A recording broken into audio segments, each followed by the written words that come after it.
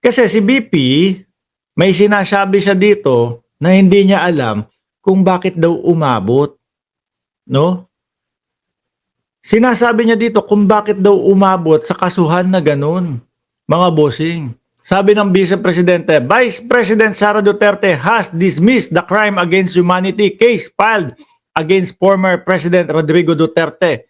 Hindi ko alam paano umabot ito sa isang kaso. Wala talaga silang wala daw ebidensya. Actually, meron, madami eh.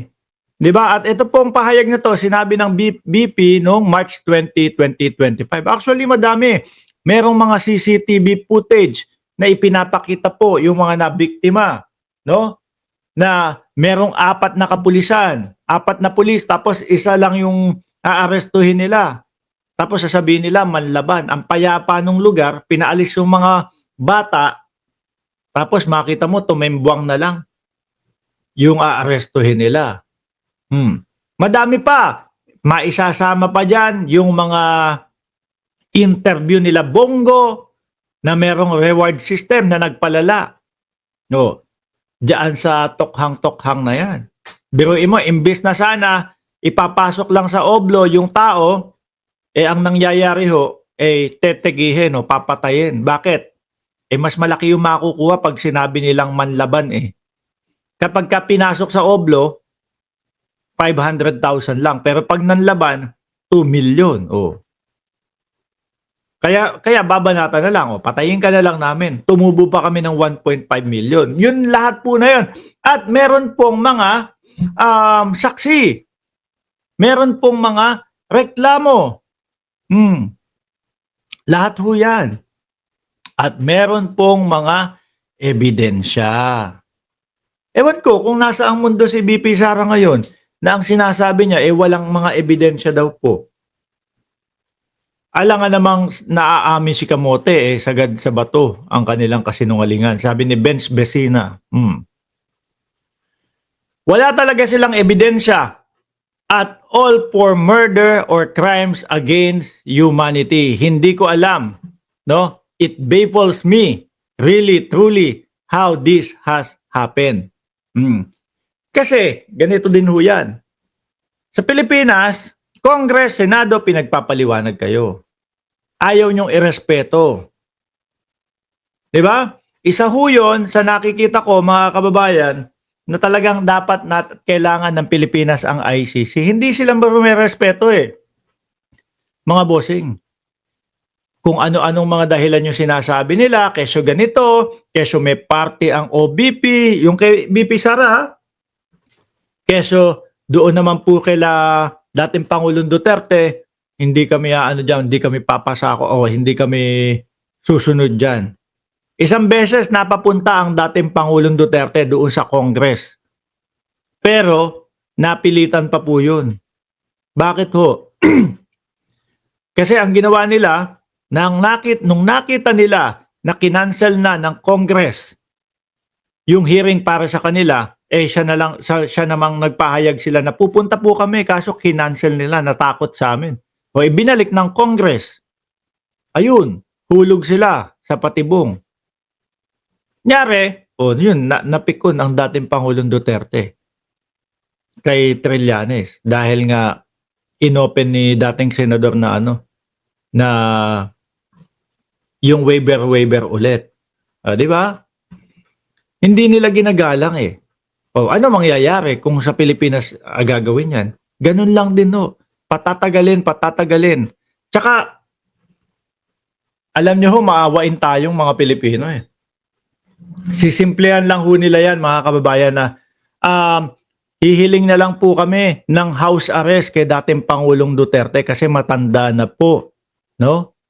Matanda na po. Kaya baka pwede mag-grant nyo yung house arrest o hospital arrest pero para kay dating Pangulong Duterte. Ang matatanda po yun ang gusto nila, sa loob na lang po sila ng bahay.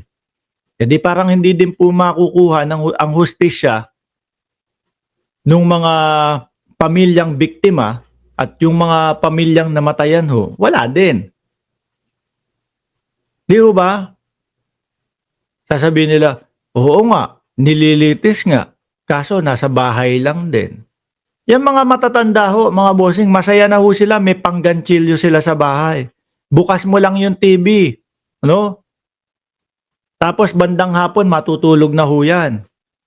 Magna-nap time na ho ng bandang hapon yan. Gigising sa bandang alas 5, magtutumba-tumba ho. Magtutumba-tumba o ganchilyo ulit hanggang manonood ng TV Patrol. Ako ho, simula bata ako, yung mga lola ko kasama ko eh. Ganyan lang ho, masaya na sila. Hindi na sila yung palabas-labas, punta dito, punta doon, hindi na ho sila into that. Mas gusto ho nila yung namamahinga na po.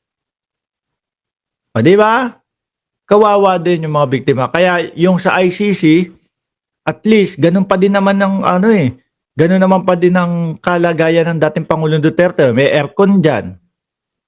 May TV. Di ba, Ma'am Brenda Barton? May aircon, may TV. Ano pa? May request sila ng tomba-tomba o rocking chair. Kumpleto na po si Pangulong Duterte. Tapos, yung pamilya mag-request. Napayagan silang manirahan sa the Netherlands habang nililitis ang dating Pangulo para mabisita nila ng araw-araw. Ay, hindi. Hindi pala pwede yun. No, kasi walang passport si Hanilet. Walang passport, kakagaling lang sa Hong Kong. Ibang klase. Di ba? Mga bossing. Kaya ito, ang nakikita ko ho dito, mga kababayan, ito na yung tamang panahon para sa lahat. Para doon sa biktima, no? Malaman lahat ng katotohanan.